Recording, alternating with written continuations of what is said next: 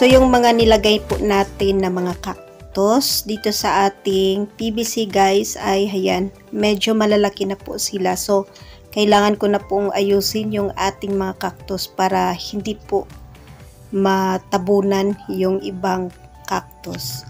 Hello everyone, ito po si Charching ng Succulent Davao and welcome sa ating YouTube channel.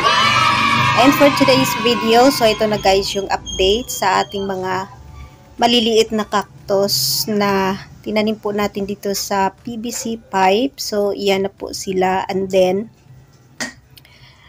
medyo ano na sila, malalaki, and then ayan, yung iba dito ay talagang lumaki ng husto, at ayan yung titingnan natin kung kailangan silang alisin or palitan. So yung nakita ko guys, ito yung ating Queen of the Night na propagation. So ayan, buhay na siya.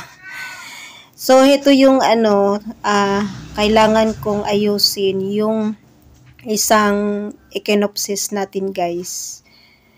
So yan, medyo malaki na siya. Ito yung nakita ko, medyo malaki na siya, and then ayan, try natin siyang tanggalin, pero parang mahila yung maliliit. So try ko tong tanggalin kasi yung ibang dito, yung mga anong tawag doon, gymno natin guys ay na na siya, tabunan. So kailangan po niyang makareceive ng sunlight. So ito at natabunan siya ng Echinopsis. So yan, tatanggalin na natin to. Ayan guys, at ilagay natin siya ng ibang pwesto kung pwede siya i-insert na lang natin sa ibang cactus. So yan guys, at yan yung yung mga gymnos natin na block ng ating Echinopsis. So ito ay yan, medyo malalaki na yung gymnos natin. So hybrid to na gymno. Parang sila, kamukha sila ng natin, yung Damsii. So yan, at medyo malalaki na sila guys, and then dami nilang babies.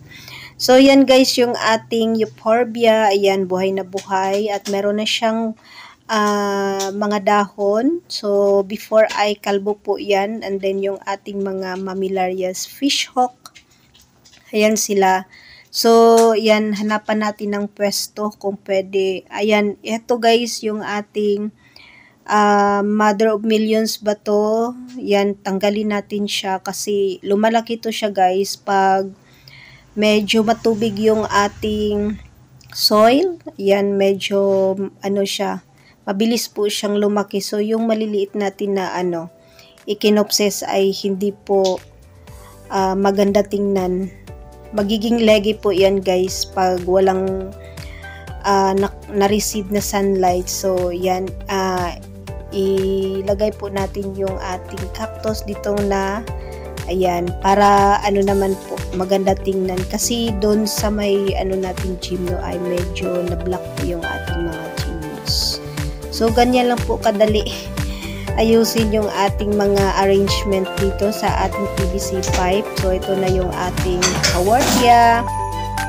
Ayan sila guys, at medyo maganda na tingnan kasi na sila, lush sila tingnan, and then yung iba dito ay medyo malalaki na.